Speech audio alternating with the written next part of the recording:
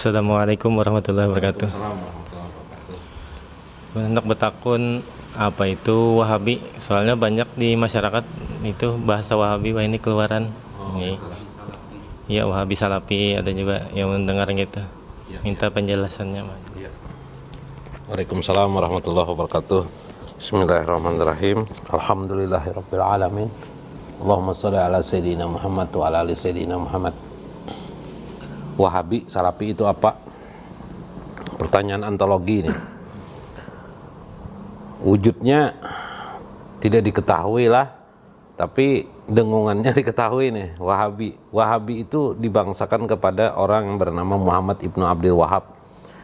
Kira-kira abad 18 Masehi.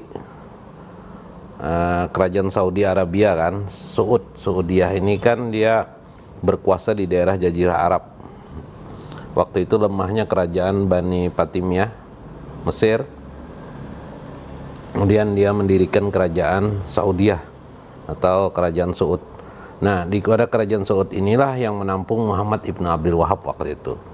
Dia ini melakukan satu bentuk ketidaksukaan melihat orang, Muhammad ibnu Abdul Wahab melihat orang yang datang ke kuburan, bertabaruk di kuburan, apalagi bertawasul, tidak suka dia dengan itu. Nah, karena kekuasaan kerajaan, akhirnya kerajaan mengambil pendapat dia ini, dikemas menjadi sebuah bagian daripada paham kerajaan. Meskipun dalam kenyataan sekarang ini tidak semua orang kerajaan juga ya sependapat dengan itu. Nah, Muhammad ibnu Abdul Wahab ini akhirnya menjadi gerakan Saudi sebenarnya, gerakan Saudi atau Wahabi. Kemudian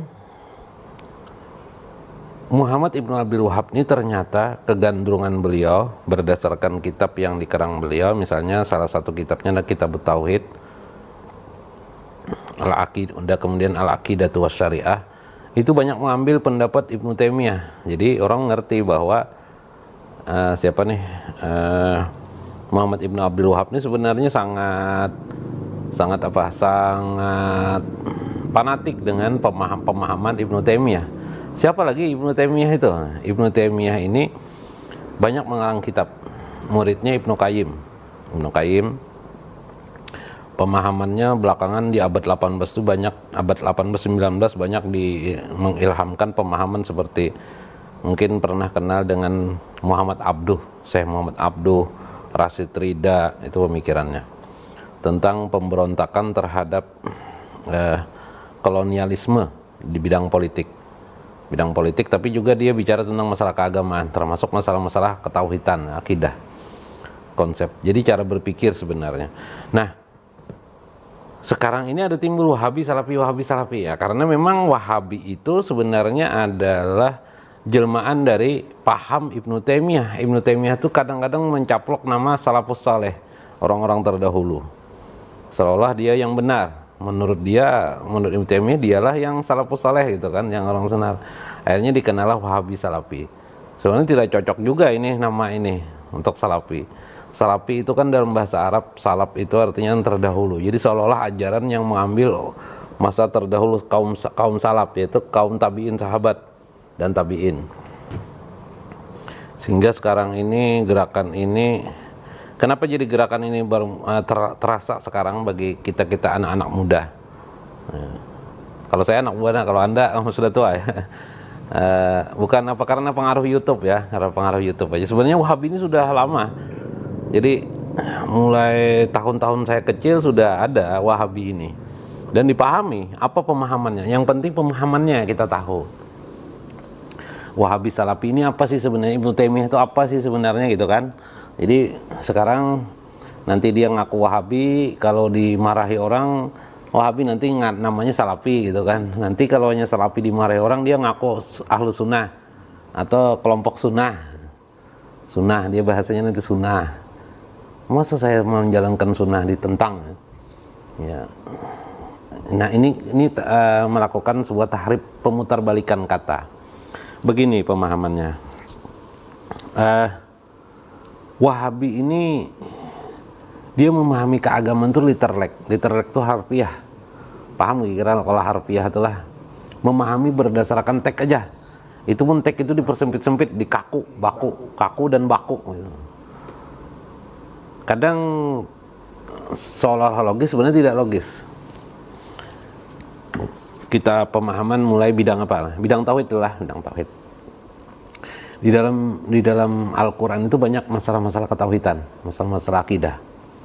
Contoh misalnya yadullah fawqa aydihim, tangan Allah di atas tangan mereka. Menurut mereka itu harus ditafsirkan apa adanya. Tafwid. Kalau Tuhan bertangan ya bertangan. Kemudian sumastawa alal ars, kemudian Allah beristiwa di atas aras. Ar-Rahman, Tuhan Ar-Rahman itu Ar-Rahman, Tuhan Ar-Rahman itu beristiwa alal ars, di atas aras. Kayak apa istiwa tuh? Duduk ya, Ibnu Taimiyah, duduk tuh Bang. Jadi kalau begitu Allah tuh pakai tangan, duduk. Bahaya kan sebenarnya ini. Kalau orang-orang anak muda mendengar berarti oh Allah tuh bisa dibayangkan sudah. Bisa pakai tangan, pakai apa lagi? Duduk. Pakai duduk, berarti beburit nih Mbak Anu nih. Bebongkol ya kalau. Iyalah, kalau tangan kanan, tangan kiri sudah ada, tinggal cari kakinya aja lagi kan. Ada dalam hadis. Ketika mereka membaca sebuah hadis, Allah turun ke langit dunia. Itu kan pada tengah malam, wa minal laili dalam hadis itu kan. Kemudian Allah tuh kemudian turun, Allah yang jilu minas ila sama dunia, ke langit dunia, turun. Berarti turun itu kan biasanya pakai kaki kan. Jadi Allah pakai ya turun pakai apa? Pakai kaki ya. Pakai kaki. Jadi dia bisa masuk berada sesuatu hal. Jadi dia tidak mau mentakwilkan. Nah, jadi rumus mereka itu literlek, lalu tidak mau mentakwilkan. Jadi kalau Allah di Al-Qur'an ijramaita walakinallah roma, Allah memanah. Tidaklah kamu memanah, melainkan kamilah yang memanah. Tapi akulah yang memanah. Jadi Allah tuh bisa memanah. Jadi memanah itu kayak apa? Kayak apa ya memanah? Oke, tarik kayak itu Pak. Ya, jangan dipahami lagi itu Pak apa adanya. Nah, itu tidak disetujui oleh pemahaman yang selama ini kita umat Islam. Terutama dalam paham Al-Asy'ari Ahlus Sunnah wal Jamaah. Imam Al-Asy'ari, tokoh Ahlus Sunnah wal Jamaah itu sudah mengingatkan ayat-ayat seperti itu harus ditakwil supaya kita benar. Misalnya di dalam Al-Quran, Allah huwal awalu wal akhir, dialah yang awal dan akhir. Jangan dipahami Allah pakai berawal dan berakhir, berarti apa? Sama dengan makhluk, ya kan? Masa Allah pakai awal seperti kita juga lahir, baru nanti meninggal dunia, berarti ada akhirnya Allah. Nah, kalau bagi orang Wahabi, Salafi, literally harus dipahami Allah awal, maha akhir. Nah, ini kacau kalau Al-Asy'ari harus takwil. Justru kidam di situ dalam sifat 20. Kidam itu apa? Tiada permulaan. Bako di dalam Al-Qur'an. Nah, di dalam Al-Qur'an wa wajhu rabbuka jil jalali wal ikram. Wa yabqa wajhu rabbika jul jalali wal ikram. Tuhan kalian itu adalah kekal, ya kan? Wajahnya itu, nah wajah di sini bukan wajah, arti wajah tidak wajah. Nanti kalau orang mana Wahabi Salafi mengartikan wajah ya wajah, jadi Tuhan pakai wajah sudah ada, pakai tangan, pakai kaki itu sudah ada, ya lengkap seperti manusia akhirnya. Ngeri kan? Bisakah Anda menuduh Allah seperti itu? Bagi orang Wahabi biasa-biasa aja dia, tidak memikirkan itu. Jadi karena penafsiran literlek masuk akal enggak? Nah, kalau Ahlussunnah wal Jamaah tidak begitu, harus ditakwil, itu wajib ditakwil. Wajib, bukan sekedar ditakwil, wajib ditakwil di dalam pikiran kita, dalam pemahaman kita, dalam akidah kita. Tuhan kita itu tidak bisa dibayangkan. Laisa kamislihi sayun. Al-akhir itu, huwal akhir itu arti di dalam Al-Qur'an harus ditakwil, tiada berakhir. Jangan berakhir, tiada berakhir maksudnya itu ayat itu. Nah, itu sudah beda dalam masalah sifat Allah. Lalu sifat Allah 20 misalnya dalam Al-Sunnah yang kita biasa. Mereka tidak meyakini sifat Allah itu 20, banyak sifat, macam-macam ya. Sifat Allah pakai tangan, pakai kaki, pakai wajah, bisa turun naik, bisa keluar masuk. Ke alam, bisa nanti pas setengah malam jaga aja Allah Ta'ala turun ke langit dunia kan itu. Itu kan berbahayanya pemahaman itu. Makanya itu pertama, jadi literek dia memahami, termasuk nanti tek-tek keagamaan. Tek-tek keagamaan, masalah Al-Quran menyangkut masalah hukum, masalah hukum, masalah kehidupan kita sehari-hari, dia sifatnya tekstual juga akhirnya. Nah, contohnya begini, misalnya dalam penerapan, karena tidak ada dalam Quran hadis, mereka mengatakan bidah, ya kan? Kenapa? Karena tidak ada teks. Contoh, Anda memegang alat tasbih, subhanallah, subhanallah, subhanallah, bidah. Kenapa bidah? Karena tidak ada di masa Rasulullah. Anda duduk memegang tasbih, yuk, ini pakai kopiah apa-apa, ini bidah semuanya jadinya. Duduk di kursi bidah juga. Untuk hidup, tapi mereka mengkhususkan nanti bidang ibadah katanya. Kalau untuk ibadah nggak boleh bidah itu. Nah, mereka membahas oke lah kalau untuk ibadah. Jadi apa? Jadi habis sholat, bacaan habis sembahyang, kan ada perintah Allah, fa'iza qadaytumus shalah fazkurullah qiyaman wa qu'udan wa ala junubihim. Bilang kau selesai mengerjakan sholat, maka ingatlah kepada Allah waktu berdiri, duduk, dan berbaring. Jadi kalau Anda membaca satu nama Allah, Anda tidak boleh sembarang menyebut nama Allah. Anda harus ditentukan berdasarkan hadis teks. Apa di dalam hadis Nabi, subhanallah 33 kali, Allah Akbar 3 kali, alhamdulillah 33 kali, selesai itu aja. Dan la ilaha illallah ditutup, selesai. Bila Anda menambah lebih, itu Anda bidah. Karena tidak ada contoh dari Nabi. Ya enggak? Jadi kalau Anda berzikir misalnya di masjid atau habis sembahyang, Allah, Anda bidah. Kenapa bidah? Nabi tidak ada mencontohkan berzikir seperti itu, Allah, atau ya Allah, ya Allah, ya Allah. Ya Allah. Atau Anda ada masalah lalu ya Allah, ya Allah, ya Allah, ya Allah, kata Anda, kan tangan Anda begini-begini, goncang-goncang begini, enggak boleh. Itu sama dengan orang yang pakai pakai dupa, sama dengan Konghucu mungkin. Buddha enggak boleh itu, goncang-goncang begini tangan enggak boleh. Bidah itu. Atau Anda membuat zikir la ilaha illallah, Anda mengucap la ilaha illallah saja sudah bidah. Kenapa? Nabi tidak ada contoh kan habis sembahyang. Ya bayangkan. Apalagi la ilaha illallah, la ilaha illallah. Padahal Anda kan nunggu waktu istrikah misalnya, sebelum dia datang kan nunggu waktu setengah jam nih di masjid nih, habis sembahyang johor nih, duduk aja dulu, jar istri kan jam 1, ambilin misalnya, sudah aja nunggu. Kalau Anda menunggu waktu la ilaha illallah, kata Anda la ilaha illallah, bid'ah. Karena tadi tekstual. Tapi kalau Anda habis sembahyang, membuka handphone, membaca-baca handphone santai, Anda tidak bidah. Tapi kalau sembahyang pakai mikrofon, Seharusnya bidah juga, tapi mereka tidak mau bidah karena mikrofon dipakai mereka kan. Atau membuka handphone enggak apa-apa kan. Karena apa alasannya? Ini bukan ibadah katanya. kan sembahyang. Iya, makanya tapi dianggapnya itu bukan ibadah. Mikrofon itu bukan ibadah, handphone itu bukan ibadah. Jadi tidak maunya mereka membidahkan itu. Karena dianggap itu bukan ibadah. Lucu kan? Nah, jadinya bingung. Jadi ya itulah akhirnya menang. Dan pemahaman seperti itu tidak diterima sebenarnya di masyarakat. Jadi masyarakat yang bodoh aja tidak diterima. Masyarakat umumnya sudah tidak diterima. Jadi sebenarnya Wahabi Salafi itu tidak perlu ditakutkan, tidak diterima orang. Sempit pikirannya, tidak diterima orang.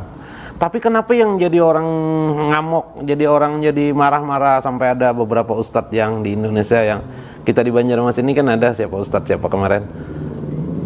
Ustadz Piranda ya, sama Ustadz siapa? Si Basalamah siapa itu?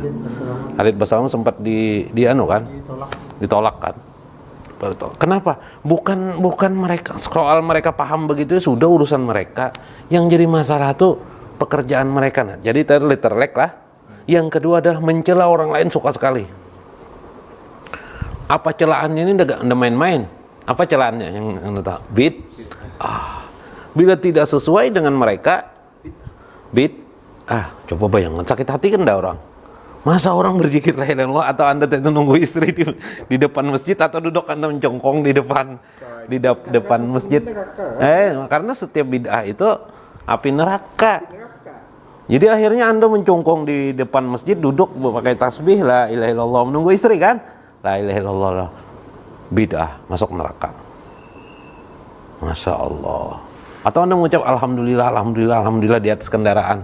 Alhamdulillah, karena senang hati kan, alhamdulillah. Bidah juga, kenapa di atas kendaraan kan? Seharusnya alhamdulillah di mana gitu kan?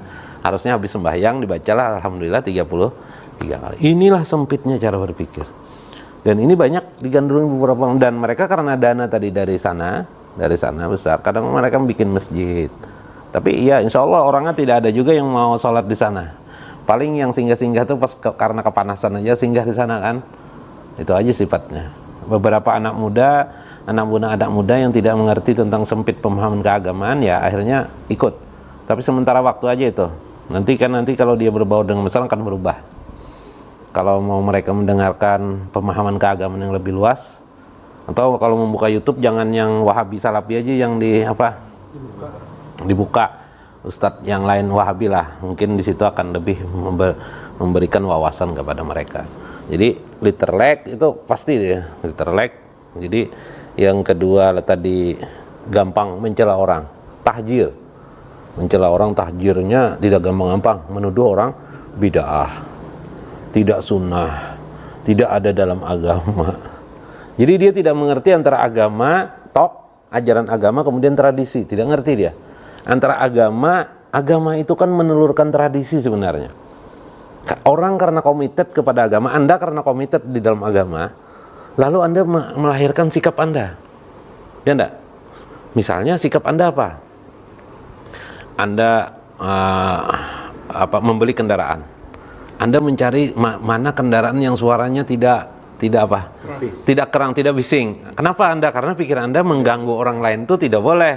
Lalu Anda mencari kendaraan yang bunyinya pelan. Itu karena komited Anda. Komited itu apa istilahnya?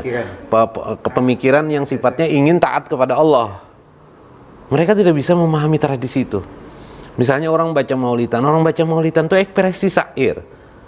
Mereka membaca di Al-Quran. Al-Quran misalnya, wa ma alamnahu syi'ra wa ma yanbagilah in huwa illa dzikrun wa qur'anum mubin. Dan tidak layaklah syair itu. Allah tidak mengajarkan kepada kamu syair, wa ma alamnahu syi'ra wa ma yanbagilah, dan itu tidak cocok bagi kamu. In huwa illa dzikrun wa qur'anum mubin. Sesungguhnya Al-Qur'an itulah yang diajarkan Allah kepadamu sebagai bacaan yang nyata, ya, pelajaran itu. Nah, ini syair dilarang, enggak boleh bersair. Setiap syair enggak boleh, haram hukumnya. Dan Nabi sendiri mana ada bersair? Enggak ada Nabi bersair. Nah, memang Nabi kurang bisa bersair. Nabi tidak mau bersair. Kalau Nabi bersair enggak ada lagi nanti Al-Qur'an. Ya kan? Mereka yang bersair itu kan sebuah ekspresi manusiawi. Lalu Nabi pernah mengatakan dalam hadis, syair yang paling bagus adalah syairnya Labis. Labis itu seorang yang selalu memuji Allah. Kalau ada orang bersair rindu kepada Rasul, kenapa disalahkan? Bagus kan, cinta kepada Allah kan? Cinta kepada Allah dan Rasulnya. Kata Nabi sendiri, halawatul iman, terus diantara kemanisan iman itulah cinta Allah dan cinta Rasul. Ekspresi mereka bagus itu. Akhirnya menjadi sebuah kebudayaan. Coba mereka kalau nyanyi rock-rockan, band-band macam-macam, apa yang terjadi? Karena di dalam Islam itu ada rasa komited, akhirnya seorang bersair. Loh, kenapa Al-Quran kenapa Al-Quran tidak dibaca? Mereka juga baca Al-Quran. Cuma Al-Quran itu tidak bisa dilakukan seperti syair. Masa bisa teriak-teriak Al-Quran? Tidak boleh, karena Al-Quran itu terikat dengan lagu yang sudah disahkan oleh Nabi dalam 7 bahasa, ya kan? Dalam 7 nada. Tidak bisa. Jadi tidak bisa. Kemudian ada panjang pendeknya. Kalau syair kan bebas-bebas saja. Nah, itu kelebihan saya. Jadi syair itu berteriak tidak apa-apa. Tapi kalau Al-Quran tidak bisa. Dan itu ekspresi. Mungkin orang Jawa lenong dulu kan. Wayang kulit, orang Bandung pantun, model kayak pantun kah, orang Riau, Tembilahan, Kalimantan, pantun ya lah. Tapi pantunnya nuansa keagamaan. Pantun perkawinan. Wahai assalamualaikum, wahai saudaraku, bolehkah aku datang ke tempat ini, ya kan? Apa macam-macam lah pantunnya gitu kan, yang sifatnya tapi juga mengandung nuansa keagamaan. Itu bagian dari ekspresi keagamaan. Bersalaman, tidak ada dalam Islam. Mana hadisnya tidak ada, Al-Qurannya ada, bid'ah. Nah, ini fikih nih, ini fikih sudah. Kenapa jadi bid'ah? Tidak ada contoh Nabi. Yang disuruh Nabi absus salam bainakum. Absus salam itu artinya adalah ucapan assalamualaikum. Jadi bukan tubuh, bukan, tapi mulut. Nah, ini menafsirkan sendiri kan, kayaknya India aja yang benar gitu kan. Yalah. Beda dengan ekspresi orang Islam tradisi. Islam itu rahmatan lil alamin semuanya. Kita kalau hari raya halal bihalal, salaman, minta maaf, minta lahir. Enggak ada itu. Enggak ada hadisnya, enggak ada Al-Qur'annya itu halal bihalal. haram itu, bidah itu, masya Allah, tradisi yang baik itu. Jadi kalau Anda mengamalkan Wahabi Salafi itu, ya betul.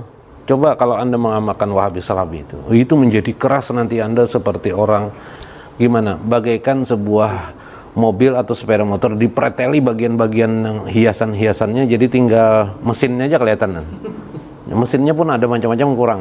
Kada bisa bergaul. Iya, akhirnya betul, tidak ada gaul lagi. Jadi Islam itu yang indah itu di tangan mereka jadi kayak api neraka malah. Bara api neraka, seperti bara api neraka. Mereka tidak tahu tentang syiar Islam dalam kehidupan. Nah, fikihnya begitu juga sudah fikihnya. Bayangkan orang salaman diharamkan, orang ziarah ke kubur diharamkan. Tidak ada sunnahnya Rasulullah SAW, tidak ada ziarah kepada orang tuanya dia. Selama hidupnya sekali aja dia. Iya, ya betul. Tempat kubur orang tua Nabi itu jauh. Sibuk berdakwah. Udah sibuk berdakwah, mana bisa Nabi kalau ziarah aja. Kalau terus-menerus mana? Ada lagi sibuk. Sekali perjalanan sampai setengah bulan atau 1 bulan gimana? Apalagi dakwah apalagi Nabi. Nabi kan diberitahukan ke Baki, beliau ke Uhud, beliau sesekali kan. Beliau berdoa di sana. Kenapa? Ya harus sekali-sekali aja, jangan sering-sering. Nah, ini susahnya tadi. Nah, inilah cara berpikir yang sempit. Cara berpikir sempit merusak sekali pemahaman. Ekspresi dalam hidup manusia itu banyak. Kepada orang tua kadang-kadang ekspresi, sudah berdoa Rabbik firli wali walidayya warhamhuma kama rabbayani shaghira. Kadang manusia itu rasa masih belum puaskah dengan orang tua kah? Rasanya manusia kayak apa? Ini yang kita anukan ini manusia itu terus gimana? Mencari Quran hadis sudah ada lagi ini gimana? Sudah. Lalu dia baca Fatihah, bismillahirrahmanirrahim. Alhamdulillah. Fatihah yang kubaca ini untuk ayah ibuku. Bacanya Fatihah berulang-ulang sampai 100 kali. Kan enaknya membaca sampai 100 kali kan Bapak? Sudah. Kenapa? Baca Yasin. Udah bisa ya? Baca Yasin udah bisa. Hah? Panjangan. Padahal Fatihah 100 kali tadi itu kan panjang juga Bang. Cuma tapi dia merasa nyaman dengan membaca surah Fatihah. Kebetulan lagi Nabi mengatakan, ya kan? Suratul Fatihah itu umul Quran. Jadi sudah merasa menghafalkan Quran, kenapa disalahkan orang begini? Apa kan ya? Iya. Yasin kita apa? Jadi dia memaksa orang seperti dia. Bukan, jadi itu bukan agama, itu bukan ajaran agama. Jadi ajaran agama itu jadi terpreteli, menjadi diringkas-ringkas. Akhirnya lain agama Islam lagi nanti itu. Nah, apa bedanya itu seperti kaum Syiah? Sama, Wahabi dan Salafi itu Syiah, cuma beda merek aja. Beda apa lagi? Beda casing sebenarnya. Ya kan?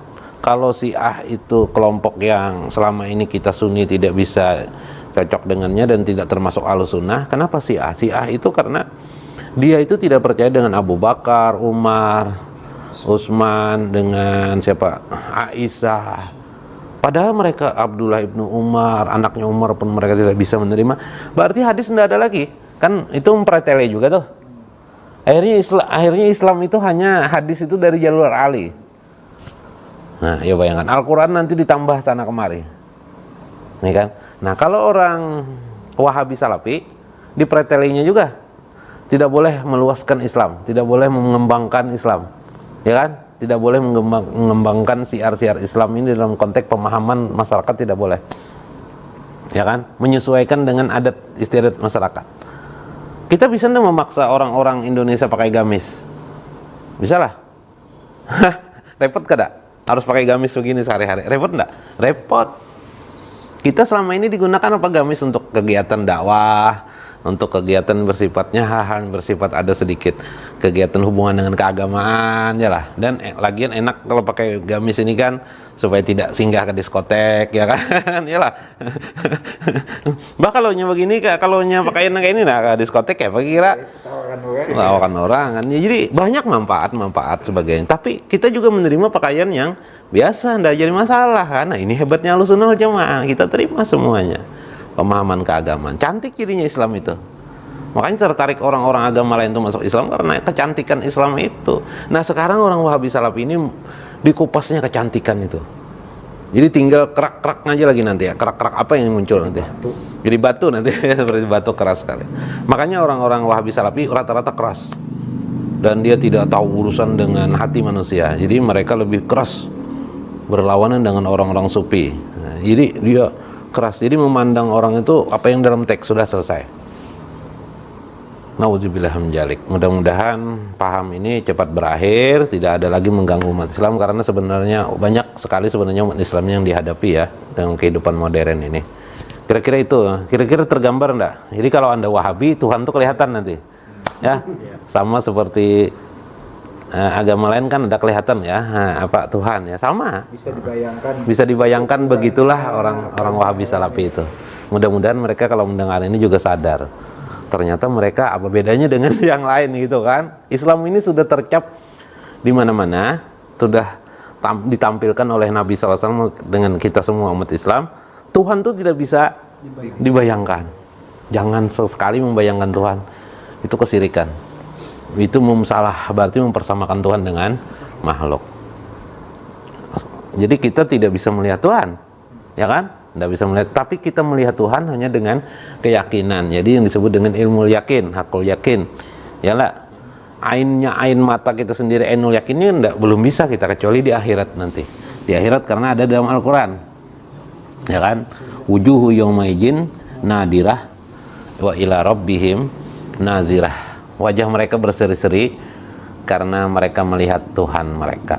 Nah, kayak apa melihatnya karena tahu juga, cuma itulah yang ada di dalam Al-Quran. Nah, kalau itu biarkan aja lah nanti di akhirat, karena kita belum di akhirat kan. Kira-kira sudah di akhirat kah? Belum lah. Kalau ya sudah di akhirat, kira-kira itu. Oke ya. Wallahul muwafiq wa aqwamut thoriq. Wassalamualaikum warahmatullahi wabarakatuh.